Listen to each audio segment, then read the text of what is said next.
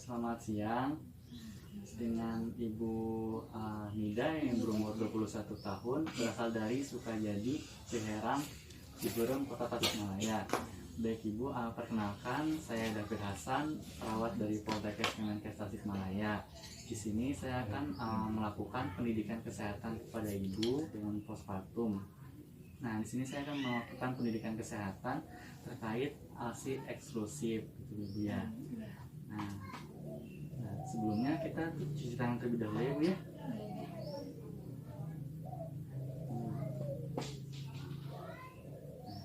Nah, nanti Ibu ngikutin saya ya cara-caranya.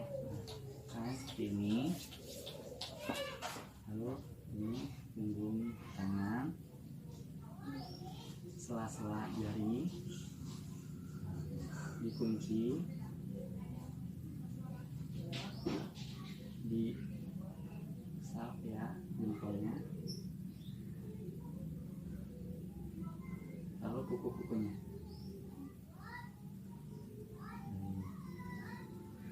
Nah, di sini saya mempunyai poster ya Bu ya, leaflet mengenai manajemen ASI perah.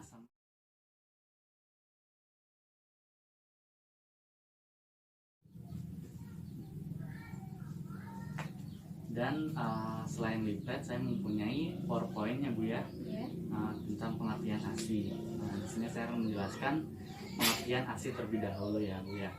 Nah, ASI ini tentunya singkatan dari air susu ibu, yaitu suatu emulsi lemak dalam larutan protein, laktosa, dan garam anorganik yang disekresikan oleh kelenjar mamalia ibu dan berguna sebagai makanan si dede bayi.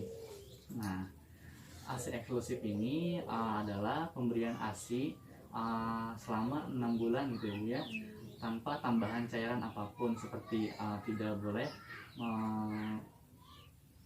menggunakan susu formula, tidak boleh dikasih jeruk, madu, air teh, air putih, dan tanpa pemberian makanan tambahan lain seperti pisang, bubur susu atau bubur susu gitu ya, biskuit, sama nasi tim itu belum boleh dikonsumsi sebelum 6 bulan. Nah, setelah bayi berusia 6 bulan, barulah bayi bisa diberikan tuh makanan pendamping ASI tersebut. Nah, sampai berusia 2 tahun itu diberikannya. Nah, ASI adalah cairan hidup yang mengandung zat-zat yang kegebalan yang akan melindungi bayi dari berbagai penyakit infeksi bakteri, virus, parasit, dan jamur. Nah, ASI juga sebagai nutrisi Bu, sumber gizi yang sangat ideal dengan komposisi yang sangat seimbang dengan kebutuhan pertumbuhan si dede. Selanjutnya, air susu ibu ini juga dapat meningkatkan jalinan kasih sayang ya Bu ya, lalu mengupayakan pertumbuhan yang baik. Nah, selanjutnya manfaat menyusui bagi ibu.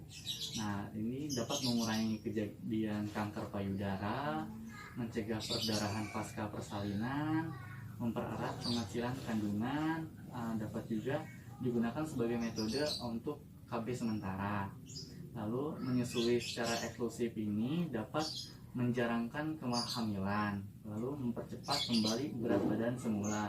Nah, tadi kan berat badan ibu sebelum ada si dede kan bertambah ya.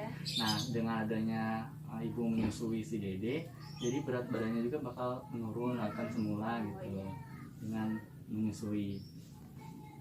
Nah, manfaat ASI untuk keluarga itu dari aspek ekonomi. ASI ini kan tidak perlu dibeli tentunya, sehingga dana yang seharusnya digunakan untuk membeli susu formula dapat digunakan untuk keperluan lain. Lalu dari aspek psikologis, tentunya kebahagiaan keluarga dapat bertambah.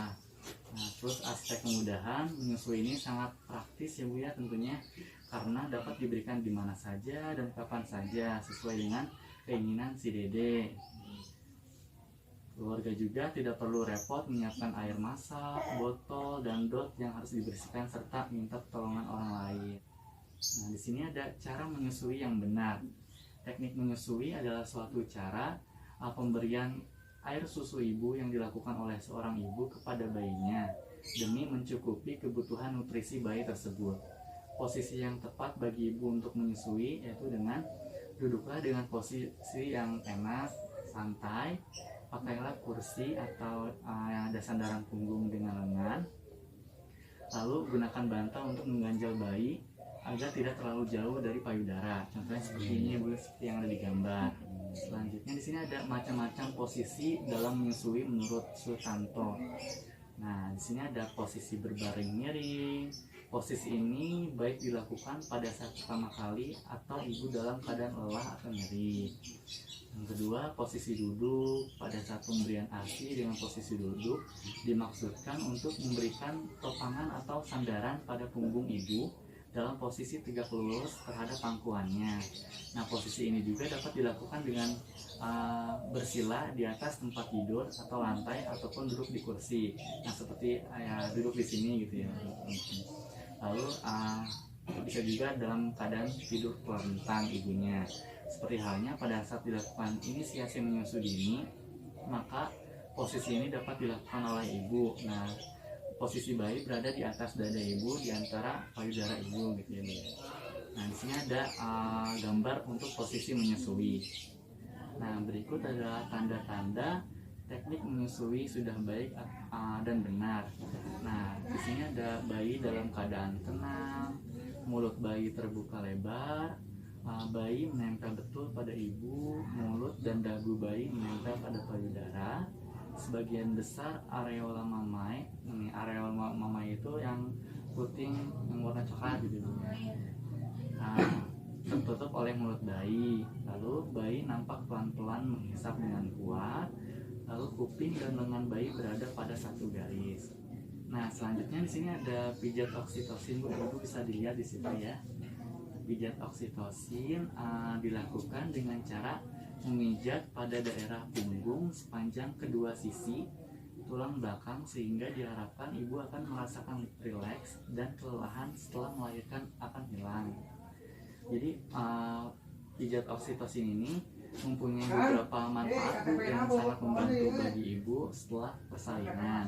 Nah, pijat oksitosin dapat mengurangi ketidaknyamanan fisik serta memperbaiki mood.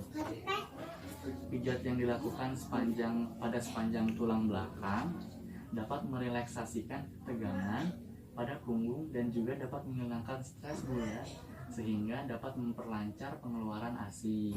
Nah, pijat oksitosin ini dapat mengurangi bengkak, mengurangi sumbatan ASI, dan mempertahankan produksi ASI ketika ibu dan bayi sakit. Nah, untuk pelaksanaannya, pijat oksitosin ini dilakukan secara 2 kali dalam sehari, idealnya setiap pagi dan sore hari. Pijat ini dilakukan selama 15-20 menit. Pijat ini tidak harus selalu dilakukan oleh petugas kesehatan. Pijat oksitosin ini dapat dilakukan oleh suami ibu atau keluarga ibu yang sudah dilatih ya Bu ya. Nah, keberadaan suami atau keluarga selain membantu memijat pada ibu juga memberikan support atau dukungan secara psikologis yang dapat membangkitkan rasa percaya diri ibu serta mengurangi cemas sehingga membantu merangsang pengeluaran hormon oksitosin dan dapat membantu pengeluaran ASI secara terus-menerus banyak. Nah, ini untuk langkah-langkahnya ya Bu ya. Yang pertama, ibu tentunya melepas pakaian bagian atas atau bra, lalu pasang handuk di pangkuan ibu. Kemudian posisi ibu ini harus duduk di kursi.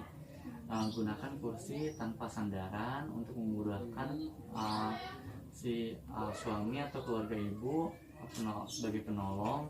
Nah, kemudian lengan dilipat di atas meja di depannya, lalu dan kepala diletakkan di atas lengan. Jadi ibu ini misalnya duduk di kursi, ini ada meja. Nah, ibu kayak gini, sehingga nanti yang dipijitkan punggungnya ibu ya. Lalu melumuri kedua telapak tangan si penolong atau suami ibu atau keluarga ibu dengan minyak atau baby oil. Selanjutnya penolong atau pemijat memijat sepanjang tulang belakang ibu dengan cara seperti ini Bu. Pakai jempol doang. Iya, pakai jempol. Iya, nah, menurut dari atas sampai bawah gitu. Nah, menggunakan dua kepala tangan dengan ibu jari menunjuk ke depan dan menekan kuat-kuat ke sisi tulang yang ada di punggung gitu. Membentuk gerakan melingkar kecil-kecil dengan kedua ibu jari seperti ini ya. Pada saat bersamaan pijat ke arah bawah pada kedua sisi belakang dari leher sampai tulang belikat. Baik Ibu, di sini saya mempunyai tayangan video ya Bu ya.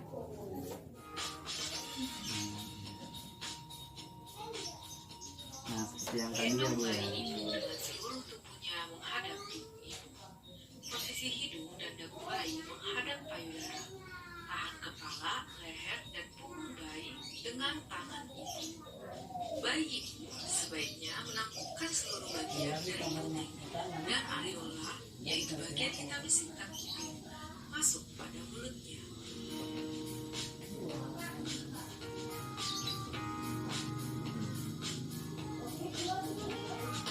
Nah idealnya mulut bayi itu harus masuk nih Bu di ini gitu sampai semuanya.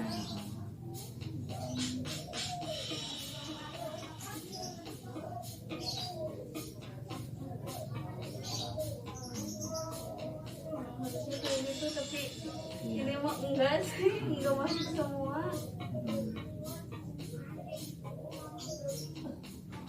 Nggak coba tuh. Iya.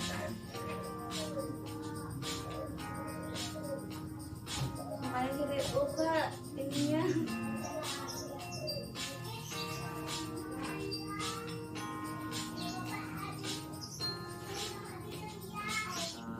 Itu saja Bu mungkin yang perlu diperbaiki di sini adalah posisi ya Bu ya. Nah tadi kan ada posisi berbagai macam posisi ya Bu ya, dari duduk, dari berbaring gitu ya. Ibu biasanya di posisi apa Bu? Paling dulu kayak gini. Iya. Nah, kan susah kalau sambil berbaring gitu, takutnya adanya keselak. Soalnya kan kalau udah neng tuh suka ini nih, kadang-kadang mah suka keluar lagi gini. Ya. Kalau duduk juga berarti harus seimbangkan, misalkan harus gimana ya, jangan di payudara sebelah kanan terus, jadi ganti-gantian Iya. gitu ya Bu ya. Iya, ganti-gantiin gitu. Sambil ditopang sama bantal itu juga. Iya. Iya. Baik Ibu, ini pendidikan kesehatan sudah selesai. Gimana Ibu, ada yang ditanyakan tidak? Udah jelas sih ya. Alhamdulillah. Kalau begitu saya mau nanya ya Bu ke Ibu. Nah tadi Ibu tahu nggak pijat oksitosin itu apa tadi? Pijat oksitosin buat menghilangkan ini kan Iya. tubuh kita. Ya. Untuk caranya itu seperti apa Bu pijat oksitosin? Dipijit punggung pakai tangan, pakai jempol, Iya. ya. Dari sini Iya. sampai ke bawah Iya. ke tulang belikat. Iya. Ya. Ya, Ibu bisa ingat. Bagus. Nah selanjutnya kan ada berbagai macam posisi ya Bu ya, posisi menyusui. Ibu masih ingat nggak apa aja tadi? Posisinya sambil duduk, sambil tidur miring, terus sambil terlentang ya di sini. Iya. Udah. Apalagi ya, lupa lagi. Oh iya Ibu, bagus. Iya. Alhamdulillah. Nah Ibu, pendidikan kesehatan ini sudah selesai dilakukan. Ibu gimana Bu perasaannya sekarang?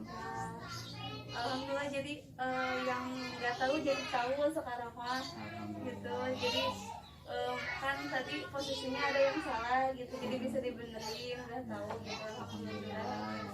Jadi ilmu yang saya sampaikan ini dapat bermanfaat Ya. Untuk Ibu dan dedenya. Amin. Baik Ibu, kalau begitu pendidikan kesehatan dari saya ini sudah selesai Ibu ya.